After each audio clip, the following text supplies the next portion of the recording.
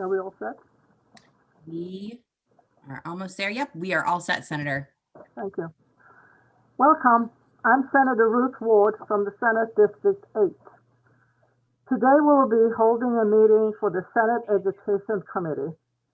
Before we get started, I'll read through a checklist to ensure that the meeting that we are holding is in compliance with the right to know law. As chair of the Education Committee, I find that due to the state of emergency declared by the governor as a result of the COVID-19 pandemic, and in accordance with the governor's emergency order number 12, pursuant to Executive Order 20-04 and its extension, this public body is authorized to meet electronically. Please note there is no physical location to observe and listen contemporaneously to this meeting, which was authorized pursuant to the governor's emergency order. In accordance with the emergency order, I'm confirming that we are providing public access to the meeting by telephone, with additional access possible by video and other electronic means. We are utilizing Zoom for this electronic meeting. All members of the committee and selective legislative staff have the ability to communicate contemporaneously in this meeting through this platform, and the public has access to contemporaneously watch and listen to the meeting on Zoom or YouTube via phone by following the directions and links provided on the General Court website. We have provided public notice for the necessary information for accessing the meeting in the Senate calendar. We are providing a mechanism for the public to alert the public body during the meeting if there are problems with access. If anyone has a problem, please email remote@leg.state.nh.us or call 603-271-6931. In the event the public is unable to access the meeting will be adjourned and rescheduled. Please note that all votes taken during this meeting shall be done by roll call vote. Finally, let's start the meeting by taking a roll call attendance. When each member states their presence, please state also where they are and if anyone else is in the room with you during the meeting, which is required under the right to know law. I will call the roll. Senator Hennessy? Erin Hennessy, I'm at my home in Littleton and members of my family are in the house with me. Senator Ricciardi? Good afternoon, Denise Ricciardi. I am alone in my home in Bedford. Senator Khan? Good afternoon. I'm in Keene, and my home. My wife is elsewhere in the house. Senator Prentice? Good afternoon, Senator Prentice in West Lebanon, at my home in West Lebanon, New Hampshire. And my husband is in the house with me, but not in the room. And I'm Senator Ward, and I am in my house. My husband is somewhere in here, and I am alone in the room. Thank you very much for attending. We are now opening the hearing on Senate Bill 50. And the prime sponsor, Senator Khan. Thank you, Madam Chair. I offer Senate Bill 50 as an option to the 5-year notice or qualification for notice of renewal. This bill was introduced 2 years ago, and there was a compromise that was arrived at, and it passed the Senate and passed the House. It went to the governor, and at that point, it was vetoed by the governor. And the rationale on the veto was related to the analysis of the bill.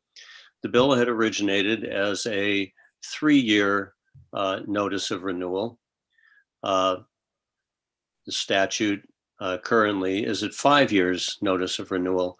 So the compromise, and it was introduced and is repeated in this bill, is one that takes the time limit and adds to a time limit a qualification that a teacher would receive their experienced educator credential as a qualification for notice of renewal after they'd received that. So the way to understand this bill is to work from the bottom up on page 2 to see the experienced educator certificate credential, which is repeated out of the education rules. That requires 3 years of teaching, 2 consecutive years of satisfactory evaluations, and then a person can apply. So you wouldn't be really be in your 4th year by the time you'd be qualifying for this renewal. It was trying to strike a balance. And maybe in doing so, it hasn't done it well enough to make all the parties feel comfortable that this is the best piece of legislation going forward. I thought that compromise would hold, and maybe we're going to hear during this testimony that has not. Personally, I think that neither the 3-year that was proposed 2 years ago or the current statute of 5 years is really where we ought to be. But given that this doesn't have a unanimous consent within the education community, maybe it's not ready for prime time. But we should hear from the testimony of educators who have to represent or renew teacher contracts. And I think that they're signed up, as I saw in the OneDrive folder. So Madam Chair, I'll conclude my testimony there and be glad to answer any questions committee members have. Thank you, Senator Khan. Any questions from the committee members? I don't see one, but I do have a question. It seems to me on page 2, if I'm reading 38. So in order to get the experienced educator certificate, you have to have at least 3 years of full-time experience as an educator. And then you have to, so when do you apply for this educator certificate? Is it in the second 3 years? And you have to have worked 2 years in that second and So, completed success, because you say it completed successfully a 3-year renewal cycle. So it seems to me that you have worked for 3 years, you have done well, and you have got your certificate of, and then you have to work for 2 consecutive years before you can be reevaluated. Is that how it goes, or am I totally confused? I'll give you the three criteria. First, you do need to have worked in a school district for at least 2 years. That's the beginning part of the bill. Relative to every teacher needs to renew their certification every 3 years. Mhm. If a educator does not have 2 consecutive years of successful evaluations from their schools, they can continue, and they will continue to be relicensed as beginning teachers. That beginning teacher status can last, I think, without exception, but must be renewed every 3 years. That's not the only credential that teachers need to do. There are in-service hours that teachers must complete every 3 years. and present those as a form of their renewal licensure or certification. So 3 years, you must submit. If you have 2 consecutive years of successful evaluations, then you can apply for the next higher certificate, which is an experienced educator certificate. Okay? Thank you. I hope that will be made clearer at some point. Any other questions from the committee? Okay, so let's call in people who have signed in to testify. Do you want to do that, Ava? I can do that for you, Senator, if you'd like. Okay, great, thank you. Okay, our first speaker is Megan Tuttle. Megan Tuttle, please. Thank you, Madam Chair. Madam. Can everyone hear me? I know my internet's been a little off this morning. Thank you.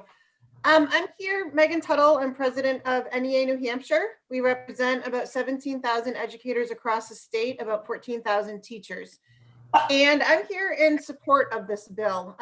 We've been for this for a while. I'm sorry about my dog. What's been happening is a number of years back, the number of years you were on probation as a teacher changed from 3 years to 5 years. 5 years is an arbitrary number. There's really no reason to have somebody on probation for 5 years as a teacher. What this bill does is it brings it back down to the 3 years, but it also ties it to your certification cycle. So currently, if you're a teacher, after your first 3 years, as Senator Khan spoke to, you have to have your 75 clock hours every year. You have to get your evaluations and everything done by your principal. And then what happens is they recommend you, after you've presented everything to your principal, they recommend you for renomination for your advanced experienced educator certificate. That means that your superintendent after 3 years has already seen and knows that you have done what you needed to do to become an experienced educator. And they recommend you for that. So you've gone through one whole cycle to get your new certification of experienced educator, yet you're still on probation for 2 more years.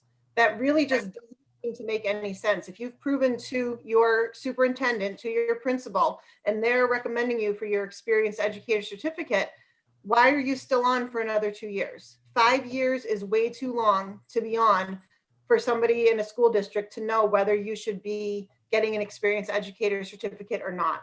5 years is longer than, Massachusetts, and longer than Maine. It's longer than Vermont.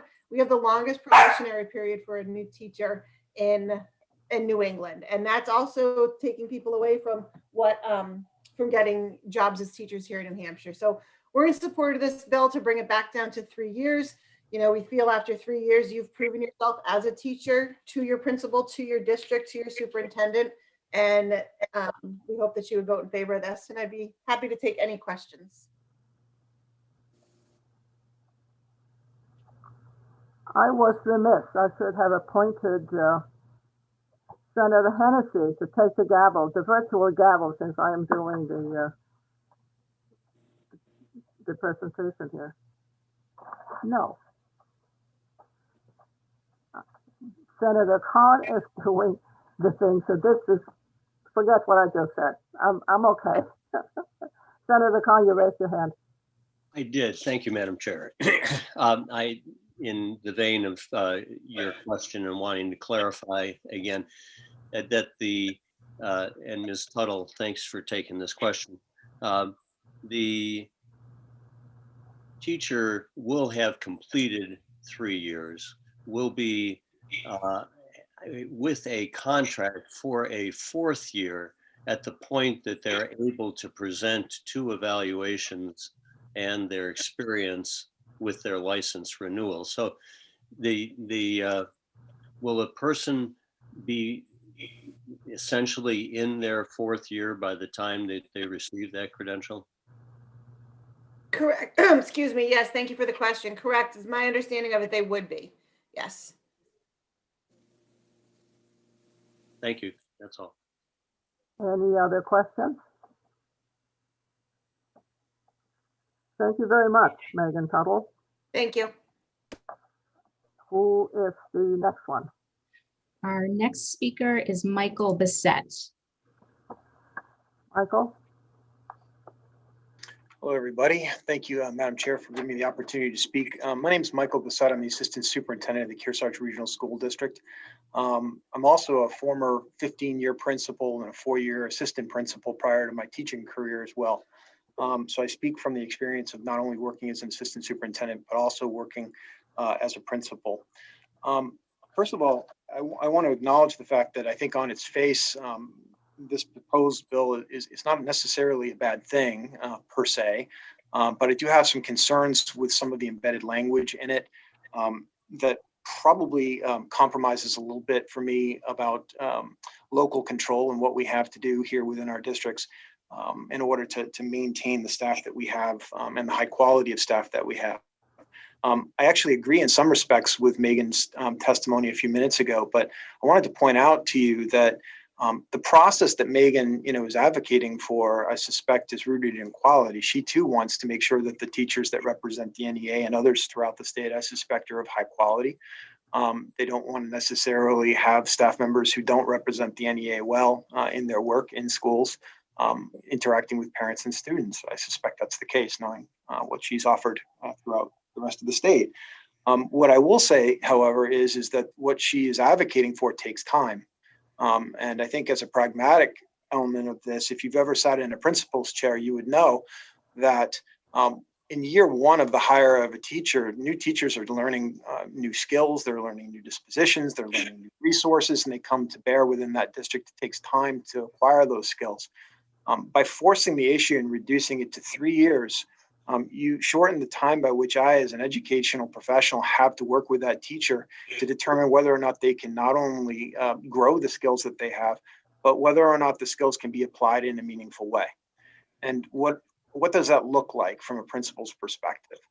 So in year one, when you determine that there may be a pattern of engaged behaviors in the teacher that may be of question, it usually ends the year with a review of the performance of that individual and the setting of goals. It's like anything else. We want to be able to help those individuals learn and grow. If we think that their behavior and their ability is so egregious, yes, we absolutely could cut them at that particular point and not put them forward for renewal of a contract. But in the circumstances that a principal wants to try to engender within their own building, they're going to turn around and create goals that sustain over a period of time. Most are contractual, as Megan would tell you, I suspect, that you have to spend a period of time providing that teacher the opportunity to get better. Once that period of time, generally 6 to 8 months, maybe more, is satisfied, if they're still continuing to be poorly performing, then you become more of a forced implementation model in which you force change on that individual and you attempt to force the growth in play. And after that, another year, that's 3 years now, by the way, which has now eclipsed what this bill is proposing. Then and only then might you be satisfied that they've made sufficient progress or lack thereof in order to remove the person from contract, right? So I'm asking you to be considerate of the process, that the 5-year window actually gives teachers the ability to grow and to actually implement and make change, sustainable change, which would preserve their ability to retain a contract in a district. It would not necessarily create a condition in which we are removing them earlier than we should have to. Were this bill to be in place, it might force my hand to remove them in year 1 or year 2. And that could be very, very challenging in some respects because it creates a condition we don't want to have. If the bill does move forward, I'd ask you to strongly consider some language in there that looks at the inequity time that's associated with contracts at the local level. Some of the things that are being proposed in here speak to the idea of full contractual years for teachers being employed within a district. Well, what does that really mean? For some, that could be 180 days. For some, it could be a 225-day contract. Some it's a 5-hour day, some it's a 7-hour day. So there's a lot of inconsistency in terms of the approach that was taken to kind of speak to this concept of how long should someone be employed. And then lastly, but certainly not least, the language in the bill isn't in alignment with current DOE practices.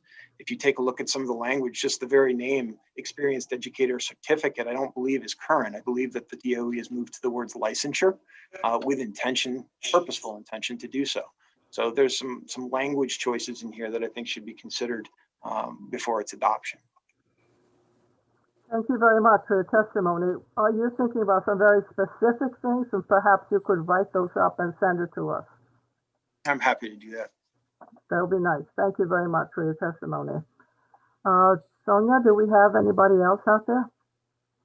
I don't have anyone else who has signed up to speak on this bill. So if you would like to speak to Senate Bill 50, please raise your hand now. And if you're on the phone, you can dial *9 to raise your hand.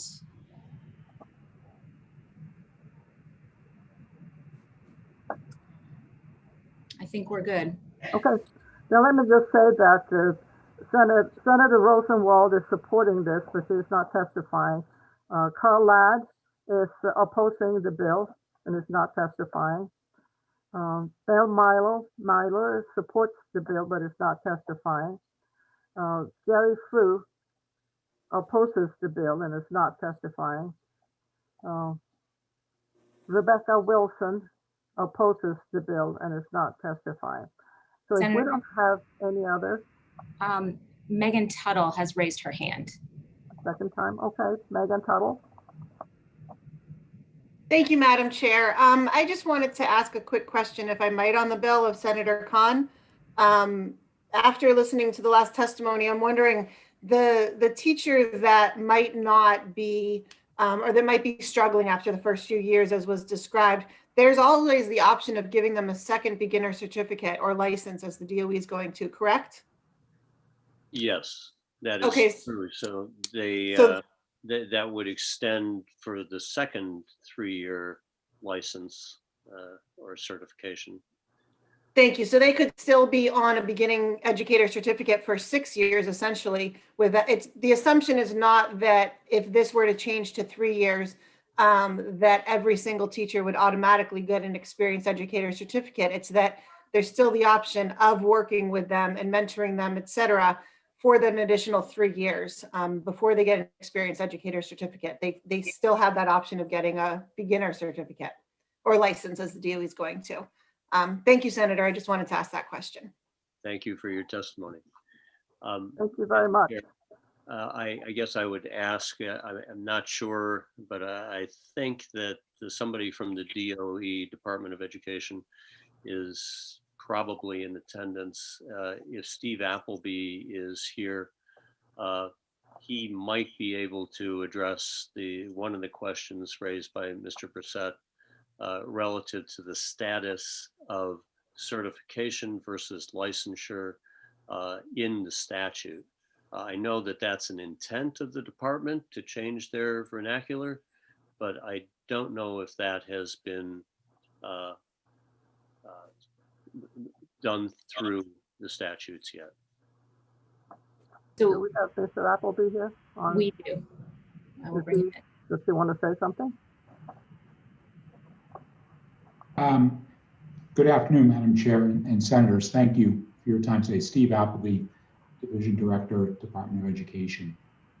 The intent of the department is to change the term from today from credential or certificate to license. The idea being a credential would be the umbrella term to cover all types of authorizations related to educator licensure. And the term license would specifically refer to certain types of authorizations, such as a beginning educator or experienced educator license, credential in this instance. So yes, that is the intent of the department to make that change. And we have been working on that. I know recently we had some administrative rules that were enacted, updated and enacted, and the term was changed in those administrative rules. And I know that as legislation comes up, we are attempting to change that wording as well. The only other point I would make is that wording, we've also defined now in rule the term teacher. It was not defined previously. And teacher today refers to a specific set of endorsements where the job function is in front of a class teaching. So the term teacher, as listed in SB 50, which means any professional employee of any school district whose position requires certification as professional engaged in teaching, that would be fine. The issue is the next piece. The term teacher shall also include principals, assistant principals, librarians, and guidance counselors.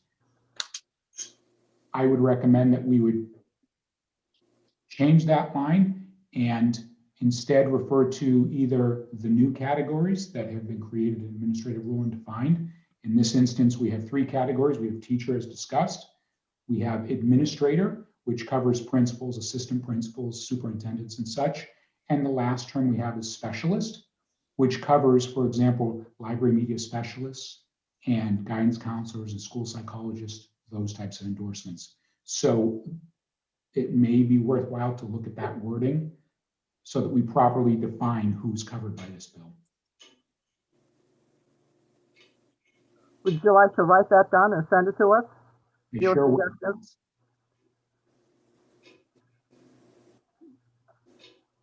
Okay, thank you very much, Mr. Appleby. Madam Chair, Yes, might I ask a question of Mr. Appleby? Sure. Thank you. So Mr. Appleby, in statute 189, there, we make reference to teacher licensure we make reference to teacher certification, I believe several places in that, in RSA 189. Those changes need to be made eventually, right? Yes, that would be correct. So and is there legislation proposed in this session to make those consistent with the administrative rules that you're seeking? Not that I'm aware of. It is on the list, but I do not believe we have legislation pending to make that change. Right. Well, I guess among the offers then that might be extended by the committee, if you wanted to, if it's timely for you to propose those changes to us, that's something that we might be able to consider at some point in this session. Thank you, Senator. Yes, that would be helpful. I will put together an email. Thank you. any other questions, either from Mr. Appleby or maybe Senator Khan? Are we all set, Sonia? The others we think to speak? No. We have a couple more hands that have popped up. Jerry Frew for a first time and Michael Bissett for a second time. Okay, Jerry Frew. Yes, thank you. Thank you, Madam Chairperson, for recognizing me. And out of respect for the time of the committee and the demands on your time, NHSAA submitted written testimony for this bill, and I just wanted to confirm that the committee was in receipt of that written testimony.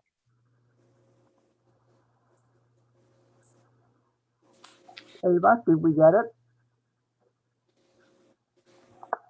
I have a letter from Dr. Ladd. That's the only one I have. It could very well be that has arrived later on and I haven't seen it yet. No, that's what it was, Senator. Thank you. We just wanted to make sure that you had that. Yes, Thank from Dr. Ladd, yes, Okay, thanks. Yep. we do have it. Okay. Michael Bissett.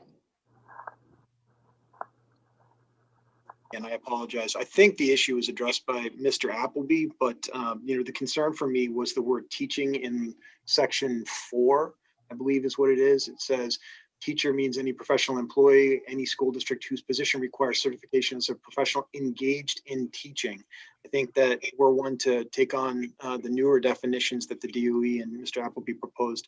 Some of those positions don't teach directly, and I'm not sure if that's too nuanced or not, but that's a term that may cause problems for you. Just wanted to identify that. Thank you. Anybody else wanting to speak for a second time or first time?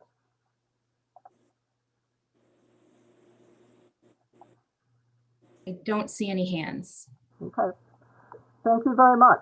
This will conclude the hearing on Senate Bill 50. The next bill that we're taking up is Senate Bill 81. And I will present that one, and I will ask Senator Hennessy to take the virtual gavel at this point. So Senate Bill 81. It's in two parts. Its first part is relative to chartered public school use of school district facilities. And the other section deals with the elements of an application for the establishment of a chartered public school as requested by the Department of Education. Let me take the first one. Relative to chartered public schools' use of school facilities. There are a number of schools that are not fully used, and there is space available. And we have had this bill come up before. And there's a lot of resistance from the local school, I think it's the district, of having a charter school into their buildings. I don't know whether it's competition or whether they don't want anything else. Anyhow, there is the proposal at this point that there are charter schools who are looking for places. And having read Tom Sowell's book on what goes on in New York, a lot of the public schools in New York also house the charter schools, and they seem to do very well together. So that's the number one part of it, of having charter schools having first dibs on available school buildings or part of a school building if that's appropriate. The second part having to do with the establishment of a charter, the application for the establishment as requested by the Department of Publication. I will have Diana Fenton address that. There was a request by the Department of Education. So is Diana Fenton available? It's Senator Ward, we're going to have you present the entire bill, and then we'll take different speakers on each section. That's a long reading.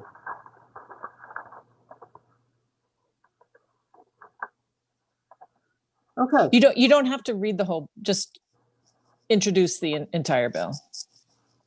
I think I just did that. Okay. I So- told what it is.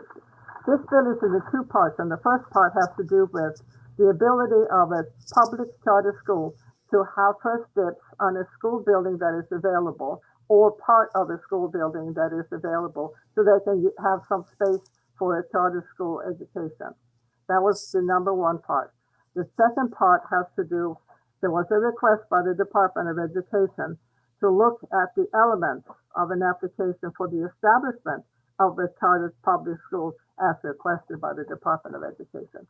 And I had hoped that Diana Fenton would be here to introduce that part because it was specifically their request. She is. I just wanted to point out, in case you guys didn't see, that Senator Prentice has her hand raised with a question. I think Thank of- you. Senator Okay. Prentice, do you have a question for Senator Ward? I can wait. Do you want to wait until after Diana Fenton speaks, or do you? No, want me- we're going to finish with Senator Ward first, and then Okay. we'll introduce other speakers. So go ahead with your question, please. Great, Thank you. Thank you, Senator Hennessy, and thank you, Senator Ward. So just trying to gain some clarity on this.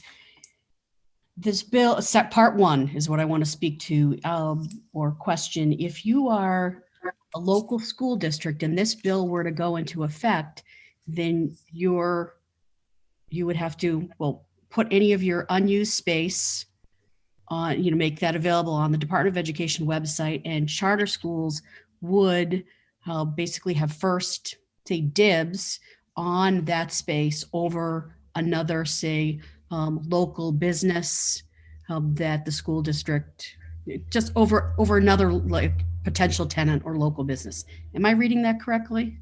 Yes, I think if it's a school building, the most appropriate use will be for another kind of school to use that facility. Because I know that sometimes they have suggested that they should do with have apartments or something else in a school building. If the school building is a school building with all the stuff that is needed to educate the children, to have the space, everything else, then I think that the schools and other kind of schools would be most appropriate for another school to use that building instead of having a business come in. Okay. Thank you. May I Follow up? follow up? So this takes the decision-making away from the local school board about how their real estate is used. If they say if they consolidate schools and they have empty former school buildings, they would have to put it up to the charter schools first. I think it'll be nice to, if they offer it to another school. I think if the building is totally empty, that's a different question. If you have a totally empty school and nobody in this district sees any use for it as a school, then I think they can negotiate and decide what they want to do with it. Okay. I know that a lot of schools in the districts are not really crazy about sharing the building with another kind of school. But it seems that if you have real estate available that is used as a school, the most appropriate entity to use that, or at least have an offer, being able to make an offer on it, will be another school, another kind of school. In this case, I'm talking about public charter schools. Okay. So this, by the definition of unused facility, really only applies to currently being used school buildings, a certain percentage of them, but unused facilities that, are empty former schools that school boards say want to dispose of differently. It does not speak to them. Doesn't take that control away from the school board. No, I think it's the school districts. I think that you have to take a look at. No, you have to check with the local. You have to check with the local school boards and the local community. But I do think that it's nice if an empty school could be used for another school, to at least entertain the idea and take a look and see what is possible. There are schools that expanded several years ago, and now they have found that the number of kids have significantly decreased, and they're sitting there with a lot of extra space. And it seems reasonable that another kind of school could come in. And in this case, we're talking about public charter schools, that they could use it. Because it's hard to find a building to have a school. Okay. Thank you, Senator Ward. I'll hold for now and let other senators ask Okay. questions. Thank you. Does anyone else have a question for Senator Ward? Senator Khan? Thank you, Madam Chair. I'm wanting on page 2 and line 23. And Senator, if you can answer this, it would clear up one question for me. I guess it's actually later in lines 27 through 29. But it talks about if a chartered school would lease an entire facility and make debt-related improvements to that facility, the school district shall subordinate its interest in the lease to such debt. And I want to understand that section of this in particular, the length of time that the debt is the lease payment is subordinated to the debt. And it's pretty unclear to me. One, I think it's unusual, but two, I'm uncertain the length of time and the conditions under which the subordination takes place. Yeah. That certainly is a section that I don't have a very good answer for. I would have to really take a look and talk to somebody who understands about leasing of schools and bonding and those kinds of things. I can get that answer to you. But right now, I don't have I can't explain it.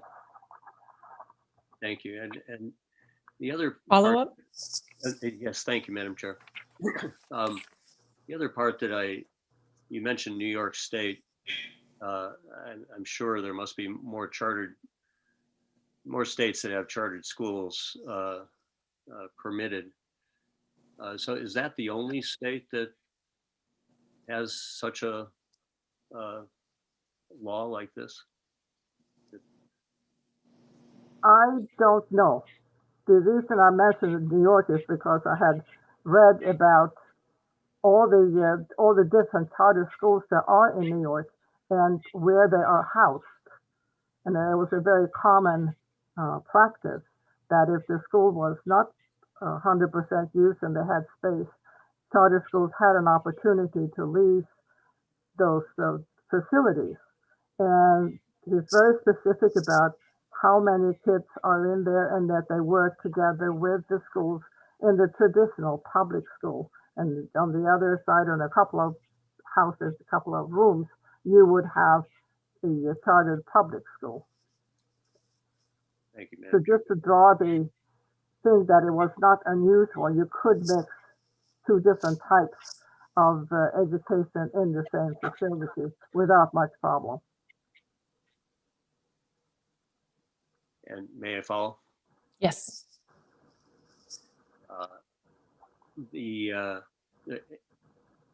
I'm wondering if on page 1 and line 15, if the criteria of an unused facility, the definition of that, is that taken from the New York law? No, nothing here is taken from the New York law. This is just what I have learned in the meantime about where charter schools are. And obviously there are charter schools who get their own building. It's very difficult for charter schools generally to find a place to have a public charter school. And this was the New York example that I told you about was one of them. I have not checked with all the other states. I know we don't have very many charter schools in New Hampshire, and it is partly because it's so hard to find a building or space. Thank you. Okay. It was the 10% that I was, I'm wondering the source of, but maybe somebody can provide that along the way. Do we have any other questions for Senator Senator Prentice? I mean, sorry, for Senator Ward. Madam Chair, thank you. And Senator Ward, sometimes the screen moves. You were down here before, Senator Ward. Now you're up on my right. I'm just trying to gain clarity around this. So it could be either part of a school or an entire unused facility. I think that depends on the price. If you have a community that has like half of the school is unused because they don't have enough kids, why not have a charter school who is looking for space have a chance to negotiate a price or offer them? It doesn't have to be a totally empty school. I think that's up for negotiations for to look and see what's available. Okay. And if the building is in a place where they really want to have a public charter school. Okay. Follow? Follow-up. Thank you, Senator Ward. I keep going back to this because in the city of Lebanon, we underwent a consolidation, built a new school, and we're able to sell sell the property and or lease the property of the others of the empty buildings for mixed uses. And that income, one of them has been sold and has a charter school in it, as well as some, a dental practice and another organization, but that helped them to pay off the new school in the community. And what I don't want to do is get in the middle of local school board decision-making in this particular area. So that's why I keep pushing back on this particular piece for clarity. I think you. whatever you You've done a do, great job. I'm wanting to let you know where I'm coming from on this. no, I think anything like this has to fit in with the district and the people in the district. You can't just go and arbitrarily say, we're going to do this. I think you have to have local input, and I feel very strongly about local determination. But what is happening is a lot of schools don't even want to take a look at a public charter school. They don't want to have anything to do with it. So that it sort of opens it up that if you have space, why not let a charter school who is looking for space have a chance to look at it, negotiate what the price is going to be, because obviously we don't want a district to be losing money because of something like this. It's just sort of opens up an opportunity. Thank you, Senator The Ward. mute button. Thank you very much. I just have just a clarifying question / comment for Senator Ward. My understanding is if the school district has an offer to either purchase or lease a building, that the first of right of refusal would go out to the charter schools in the state. And if those charter schools either declined to make an offer or made an offer, but that offer wasn't deemed reasonable or matched the other offer, then they didn't have to grant it to the charter school. Is that what this bill My summarizes? understanding, they should have an opportunity to bid on it. But if their income is so low that the district is going to go in, the red, that doesn't make any sense for either one, either the public school or the public charter school. Okay, thank you. Okay, seeing no more questions for Senator Ward, I am going to, this is our first omnibus bill that the Senate Education Committee is hearing. So what we're going to do first is take testimony on part 1 of the bill and then follow up with testimony on part 2 of the bill. So if you could raise your hand if you have testimony on part 1, and Sonia, if there's someone that raises their hand and they're on the sign up sheet, if you could call their name first, I would appreciate it. Absolutely.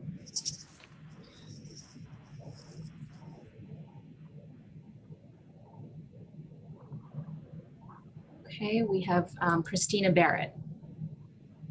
Go ahead, Ms. Barrett.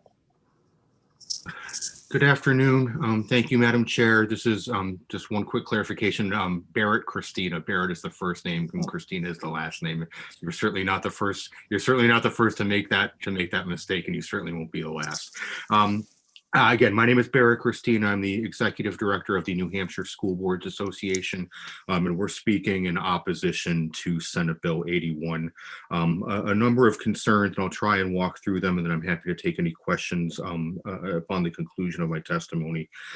First, in looking through the bill, what is not clear is what constitutes unused space or an unused facility. It does says it is, square footage for the building is used during the school year for direct student instruction. Does that include the cafeteria? Does that include the gymnasium? Does that include the auditorium? All three of those at some times may be used for student instruction and at other times may not be used for student instruction. I also wonder if if direct student instruction relates to office space for the principal and the secretary and other administrators. Custodial closets are not used for student instruction. Simple storage areas are not used for student instruction. So calculating the unused square footage of the unused space is simply not doable based on the language in paragraph 1. This is page 2, lines 14 through 19. Second, with the criteria being a school district in which less than 10% of the square footage is being used, I'm not aware of any buildings in the state where less than 10% of the facility is being used for direct student instruction right now. I would surmise, without actually knowing, that if we're getting down to the point where only 10% of the square footage is being used for instructional purposes, that building has probably been shuttered or closed long ago. The other concerns that NHSBA has, I'm on page 2, lines 17 through 19. Line 17 talks about a board-approved plan for the unused facility for future use. In order to comply with this paragraph, such school board plan shall include. I'm not sure where this requirement for a school board plan comes into play. I didn't see, if I missed it in the bill, a requirement that school boards develop a plan for unused space. I apologize, but I didn't see that in the bill, but it's talking about what the plan shall include when there's no requirement that there be a plan. Continuing, I'm sorry, I was on page 1 before the bill. Now I'm on page 2.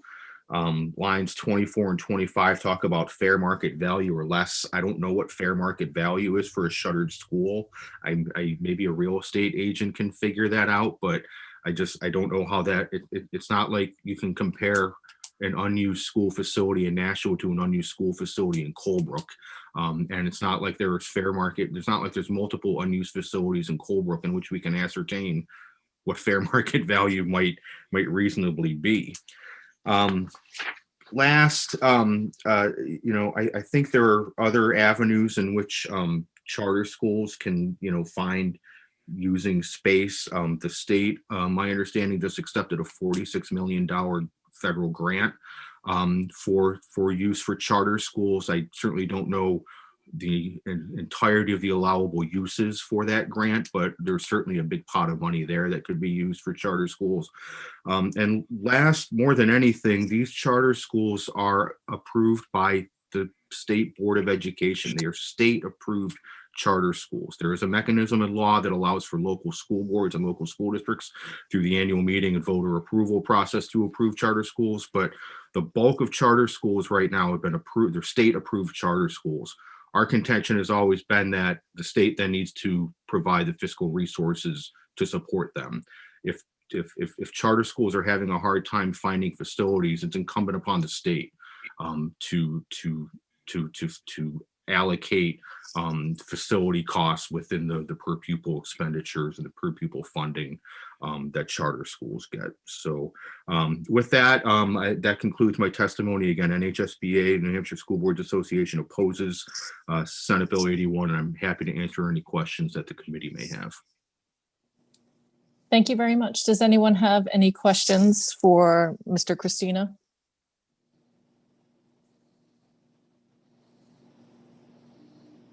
Okay, not seeing any. Thank you for your testimony. And Thank you who do very we much. have next? Next, we have Michael Bissett. Go ahead, Mr. Bissett.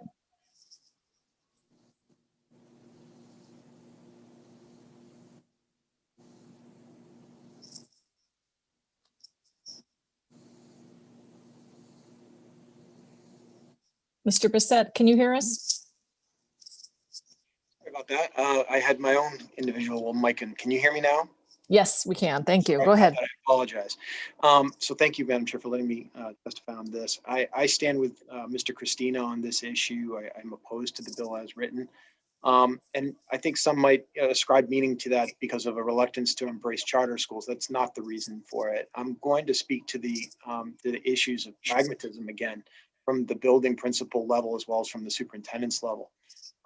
I would suggest to you that sometimes when these bills are written at their face, they may seem great, but in the long line of things that tend to make its way down to the school districts, these types of opportunities often have with them unforeseen consequences, such as when you offer the opportunity for more charter schools to come into your district, you are obviously then going to also be taking your grant funding, and you're going to be giving a larger percentage of your grant funds away to the local charter school that happens to be in your district. That's something that isn't what I would say a great motivator in some respects when you're struggling to have dollars and cents to pay for the training and the materials and the resources that your students already need. On top of that, our legislature has put forward a number of bills recently that require training opportunities for not only the district staff, but anybody that's on the presence of the campus. That requires everything from suicide prevention training, trainings that are related to bloodborne pathogens. I can make a list as long as my arm of the things. Literally, I have that list because I'm responsible for taking that list and making sure that everybody on the campus has it. So when you turn around and you offer more opportunities to come on board, you're just, again, subdividing the resources that you already have. So I just would be cautious about opening the doors to inviting more than the local resources can sustain, including the time of the principals and the superintendent. Thank you very much. Does anyone have any questions? Sorry, I have to flip back and forth. Senator Khan. Thank you, Madam Chair. I think just for clarification, Mr. Bissett, you said the unforeseen consequences of having to split grant dollars. Could you, I think I know what you're referring to, that if I had an ESSER grant, for instance, under the COVID Recovery Act for Title I money, that those dollars needed to be divided between public and, public school districts and other schools in the district. I guess that's unclear and maybe would be helpful for us to understand the range of dollars that and grants that might be affected by that. So albeit it's not a large portion of the grants that I tend to deal with, I'm not as familiar with the ESSER grants per se, but I could, for example, talk to you about Title IIA grants. And Title IIA is professional development resources for the teaching staff. We set aside in our district about, if memory serves, about $80,000-ish on that number. And every time a charter school comes into one of the towns that's supported by the district, we have to reach out to that individual, make an appointment to meet with those individuals, and then allot a certain set aside for each one of those grants. It's not much. It's based on the number of folks and the number of schools, charter schools that are in the area, but it is a percentage of it. It's just set aside, and then they have to expend those funds, and then I'm a responsible person for making sure that those funds are accountable and spent. So, these are things where, it's an unforeseen layer of responsibility that takes away from my time to focus on the district at hand. And the charter schools clearly do not feel that they are a part of our district. That's why they're a charter school. And it is my time, and it's the district's opportunity to have me working on something else. And not necessarily paying attention to grant funding that's being used by charter schools. Thank you. Any other questions? Thank you very much. Sonia, who do we have up next? So I don't have any more hands raised for part 1 of the bill. Okay, so now we will move to part 2 of the bill, and please raise your hand if you would like to testify on part 2. Okay, we have Diana Fenton from the Department of Education. Welcome, Ms. Fenton. Good afternoon, and thank you for having me. My name is Diana Fenton, and I'm an attorney with the Department of Education. For those of you who are unfamiliar, back in 2018, the State Board of Education adopted the Code of Conduct for New Hampshire educators. Pursuant to statute, it was this legislative body that mandated that the Department of Education create a code of conduct for educators. Now, you can't see me, but I'm happily and gladly holding the code of conduct booklet that we produced in my hand. So just pretend that you can all see my narrative here. So that booklet has proved to be very successful, having this code of conduct for educators. By way of brief relevant background, this state, like many other states, had an issue of passing the trap, where educators who should not have been around children would leave one district and go to another district and potentially harm a child. The Code of Conduct gave the Department of Education the ability to work with the districts to help stop that practice. And I will reference the case out of Concord that people are very familiar with, Howie Luong. That case was reported to the Department of Education as it was required to, and the department was able to revoke his license, identify the issues, and then subsequently revoke his credential. What the department is seeking to do is to make the Code of Conduct, which is applicable to certified educators in public schools, equally applicable to charter schools, which, as this committee knows, charter schools are public schools. We want to do this, one, so that we don't have discrepancy between our public schools.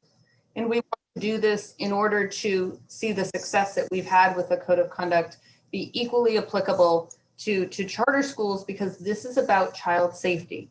The Code of Conduct was created for one reason only, and that is to ensure the safety of every child in New Hampshire classrooms. Success at doing that, and we want those reporting requirements as well as the standards that are articulated within the Code of Conduct to be applicable to charter schools just as they are to other public schools. I appreciate the time of the committee, and I'm happy to take any questions. Thank you very much. Does anyone have any questions? Okay, Senator Khan. Thank you, Madam Chair. And thank you, Ms. Fenton. Does the department still have a code of ethics? Yes, it does. Is that a separate document to the code of conduct? The code of ethics is in the booklet. It is one of the documents. There's a code of ethics and then there's a code of conduct. It was the code of conduct which was mandated by the legislation. The code of ethics was something that the stakeholder group create, and the two documents are together, but there was only one, the code of conduct, which was mandated by the legislature. And it's important to know the distinction between the two. The code of ethics is more that aspirational language. The code of conduct is actionable. And what that means is if someone has a credential to teach, the department, if appropriate, can take action upon that license. Just as the New Hampshire Bar, if appropriate, could take action upon my license to practice law. I was to violate a provision of my code of conduct. Follow up? Thank you. So does our statute, or do we make reference to the code of ethics in our statutes?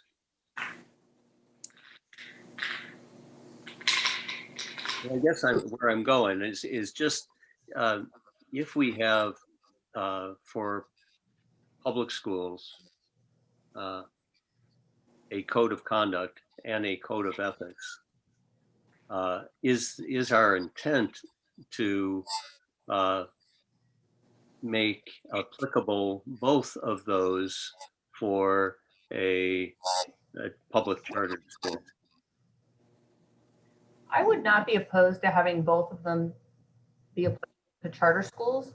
I think that's certainly a fair requirement. Our focus is always more heavily on the code of conduct, because that is the provision that has, or that's the document rather, that has the reporting requirement. And it's that reporting requirement that seems to be pretty critical to the success of the department in identifying these educators. And the code of ethics does not have that reporting requirement. So we would certainly not be opposed to having both documents be included. But again, our focus is generally on that code of conduct. So I appreciate, Senator Khan, you bringing that to our attention. And Madam Chair? Follow up? Yes, thank you. I think, and you're going to be able to recall this, I believe that a public chartered school is required to have a code of ethics in order to be licensed. Do I have that right? Are you asking me or asking Diana? Ms. Fenton, yes. Senator, At any rate, familiar with that provision? I have the statute in front of me. yeah, I looked through that. That has not been my experience, but I'm not in a position to say one way or the other. I can say that the code of ethics and the code of conduct are both fairly new documents. So I can see how it might not have been incorporated into RSA 194B2, which is the charter public school law. So let me look into that, and I'm happy to get back to the committee on that. Thank you. Any other questions? Okay, who do we have next? Thank you very much. Thank you. So before I call on the folks with their hands raised, I just wanted to announce that Matt Sotherton from New Hampshire Charter Schools had signed in to speak, but I'm not seeing his name in the Zoom. If he's here, if he could please raise his hand. And in the meantime, I will call Jerry Frew. Thank you. Go ahead, Mr. Frew. Thank you, Sonia. Thank you, Madam Chair, for recognizing me. Just again, Jerry Frew, New Hampshire School Administrators Association. We did submit written testimony for this omnibus bill, and basically just wanted to confirm that you had received that and point out that Currently, and in the past, actually, a number of charter schools have arrangements with local districts to lease space. Off the top of my head, I can think of VLAX, GBEX, CSI lease space in Merrimack Valley, Bite Carlson lease space over in Rochester. So I think there is a substantial argument that local districts can and are willing to make arrangements with charter schools if they feel that it's necessary and appropriate for their the interests of their taxpayers as well. And so I just wanted to reiterate that that has been a practice longstanding. And just on a personal note, in total transparency, I sit on the board of VLAX Charter School, and we have grandchildren that go to a different charter school.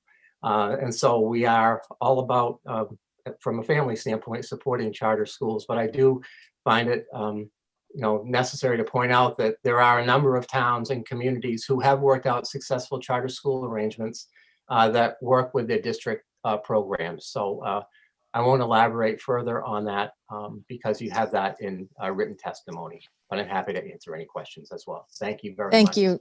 Thank you. And so I just want to point out to the committees, he was testifying on part 1 of the bill.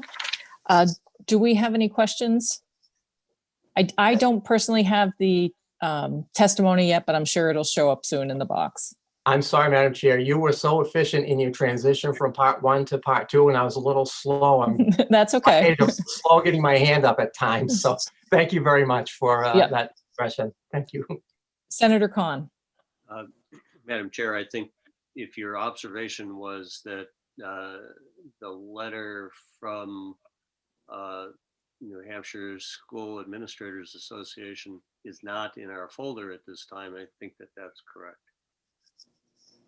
So we'll follow up on that. Do you have a question for Mr. Frew? I do not. Okay. I hadn't seen his testimony. Anyone else? Okay, thank you very much. And, okay, go ahead, Sonia. Michael Bissett. Mr. Bissett. Once again, I want to say thank you, Chairman, for letting me speak. I would just let you know that I would support this for 2 reasons. One, I think that public charter schools are, just by their definition, public, and therefore they should be held accountable to the same standards as any public school. So the code of ethics and the code of conduct on its face should be applicable.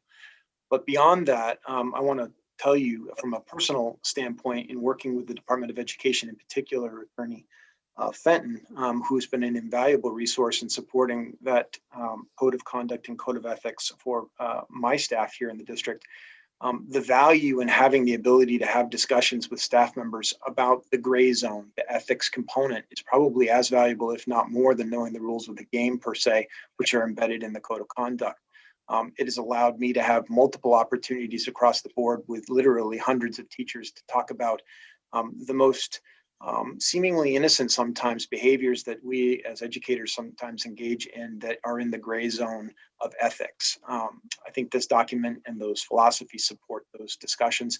And believe me, in a time that we're living in right now, having those very real discussions before they become problems for our staff members, our students and families is certainly something I would advocate for. Thank you very much. Do we have any questions? Okay, thank you very much, Mr. Bissett. And I do have one question. If Mr. Frew is still on the line and you were testifying in favor of part 1, I have a follow-up question for you on the sign-in sheet. I believe that you signed in opposed to the bill. I just want to make sure. I thought that I heard you were in favor of it, but it says. Thank you for the opportunity for clarification, Senator. We are in opposition to part 1. We would, however, support part 2. Unfortunately, they're in one omnibus bill, so we are in opposition of the bill as it's written. We do oppose part 1 with the of the bill, but we would support part 2 if they were separated. Okay, thank you for that clarification. I appreciate it. Okay, who is our next person with their hand raised? Before Sonia goes. Sure. wanted to make note that Mr. Southerton, that Sonia noted, did email the committee earlier and mentioned that he did sign in that he was going to testify, but is no longer available to do so. So Okay, that clears thank you that. very much. You got it. Okay, So I don't see any other hands raised at this time. okay. So at this time, if you have testimony that you would like to, if you have not spoken yet and you would like to speak on either part 1 or part 2, we'll just do a big roundup for anyone who hasn't spoken yet. If you would like to speak, go ahead and raise your hand at this time. Thank you. Okay. Seeing no hands, we will close the hearing on Senate Bill 81. Thank you very much. And I will turn the gavel back over to Senator Ward. Thank you very much, Senator Hennessy. Good job. Let's see, we have, it's 2:11. I'd like to go into executive session. Do I have a motion? Motion to go into executive session. A second? Second, Hennessy. Good. Okay, let's, I'd like to go back and discuss. Senator Ward, I'm sorry to interrupt. Senator, so sorry. We'll need a roll call for that. Okay, I figured that. Okay, let's have a roll call. Senator Hennessy? Yes. Let's see, Senator Prentice, Prentice, yes. Senator Khan, Yes. Senator Rishardi, Rishardi, yes. and Senator Ward, yes. I'd like to take up the Sigmund bill from the last time. I think we were just about ready to vote on it. And let's see if we can have a vote on it today. Senator Khan, I'll move. Let me get the number. Can you remind me of the bill number? I'm gonna have to Oh, find it here. SB 19 ought to pass. I have a motion for 19th, SB 19 ought to pass. A second? I'll second that. Now let's have a 19, let's have a roll call. Senator Rishardi, excuse me, Senator Prentice has a question. It's just a quick question. The House is taking this up today. Where this all started in the House, and this email that we read that was shared with us was related to a conversation in the House. Do we want to wait? Should we wait and see what they do or just proceed forward? I just wanted to. I think we should proceed forward then, because we'll switch, and if it happens that they will vote for it, then it just goes It'll through. eventually, yeah. It will Okay. cross in April 1st. All right. Thank you. Just procedural. Perfect. So SB 19, I had a motion to pass. Who was that? Hennessy? Hennessy? Do I have a second? I think I wrote it down, Senator Ward. I noted that Senator Hennessy moved that this bill ought to pass and that you seconded it, and then it'd be open for discussion. That's where Okay. I was at in the process. Okay. Any discussion?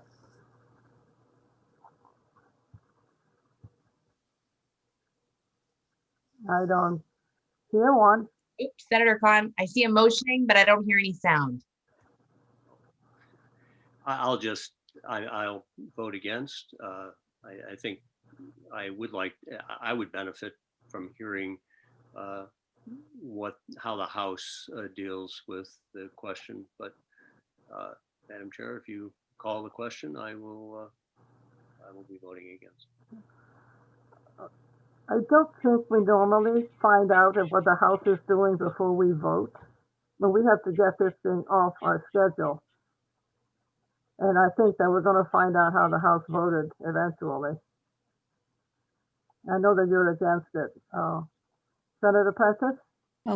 So I will be voting in favor of this bill, especially after spending time talking to someone who has attended the Signum and how they have applied that actually in my very own district in at least 2 different locations. But I do want to express, some concern about the content of the email that was shared, and that I have high expectations for those who lead at that level. And I would hope that that kind of lesson has been learned, that wouldn't be my preferred approach, but I will support this. I think it's good for my district. Okay, thank you. Any other discussion? So the motion is ought to pass. Senator Ricciardi? Yes. Rishardi, yes. Senator Hennessy? Hennessy, yes. Senator Khan? No. Senator Prentice, you said yes. Prentice, yes. And Senator Ward says yes. So that's 4-1. And I will take it out, and we cannot put it on consent.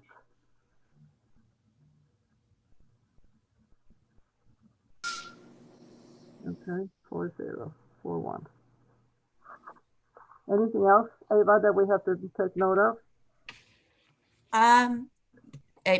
Nope. I mean, we just heard both of the bills, Senate Bill 50 and Senate Bill 81. So we have the vote, and I will take it out. I'm sorry. I didn't hear that. What was that, Senator? So we have the vote on it, and I will take it out. On Senate Bill 19, yep. So Senate Bill 19, I have 4-1, and then you'll be taking it out. And then I didn't know if you wanted to proceed further in the executive session to exec any other bills, or do you want to just stop there? Are you ready for 50? 5-0. Do you want more information on it? Madam Chair. Has to do the renomination of teachers. Madam Chair, I thought that we just need some clarification and definition rewording on that. Was that your understanding? I thought we needed some more on it. So we can wait for that until next time that we take up the other bills. Is anybody ready to take up the omnibus bill at this point, or do you want to think about it some more?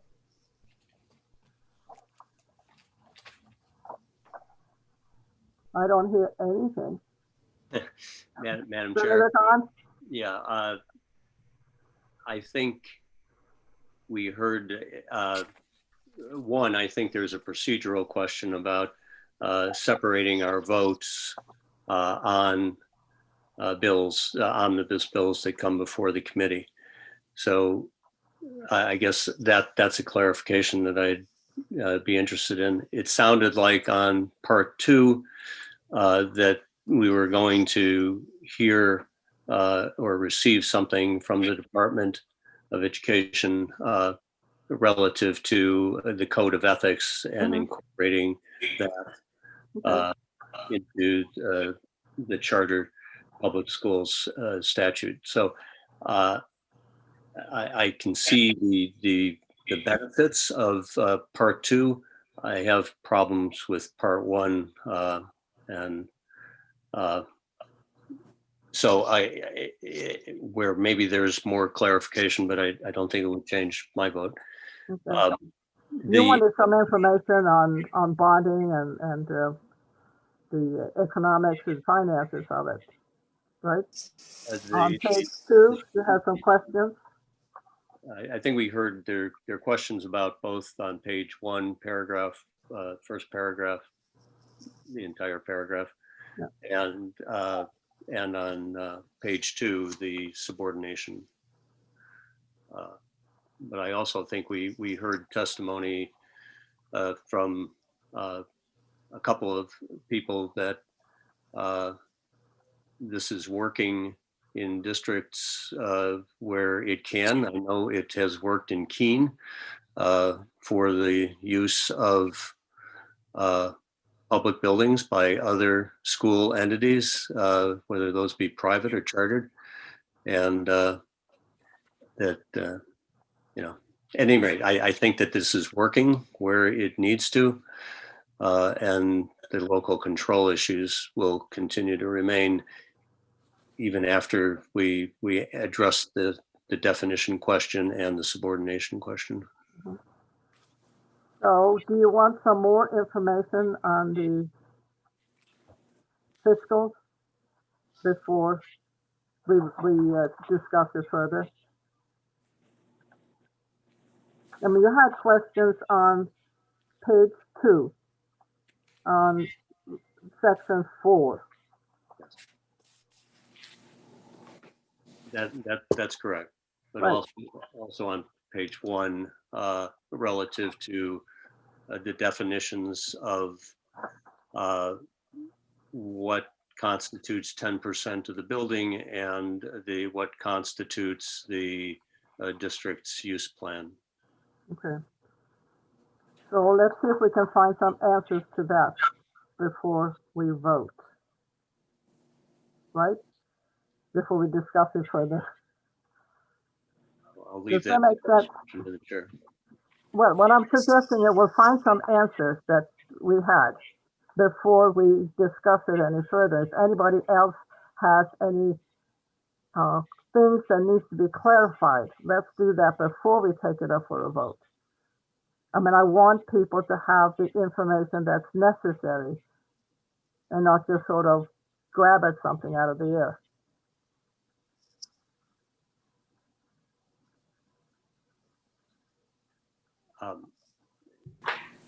Seeing as Madam Chair, just you're looking for that inventory of questions. I guess if we've heard testimony of how districts have leased to charters, maybe we could hear testimony as to where public charters have wanted to have access to facilities but have not been able to.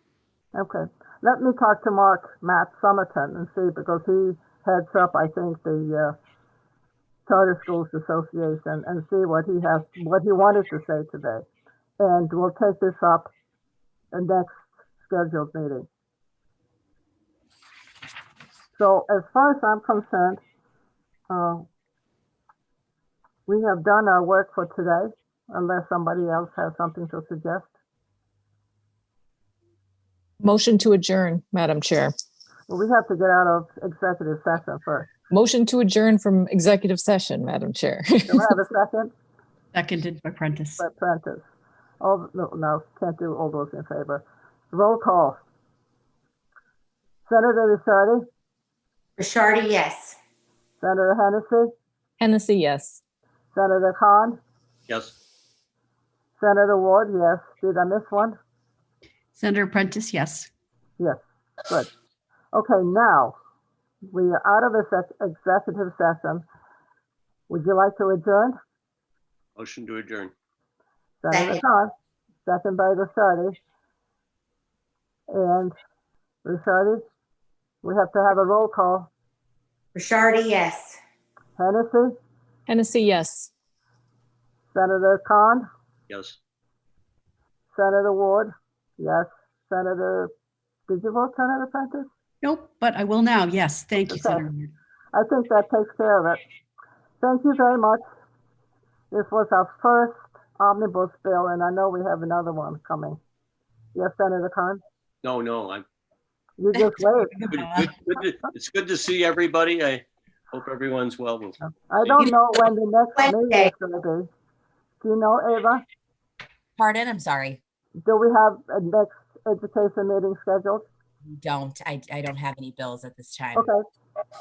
You'll find out sooner or later. We will. Okay, have a good afternoon. Thank you. Thank you. Have a good week, everyone.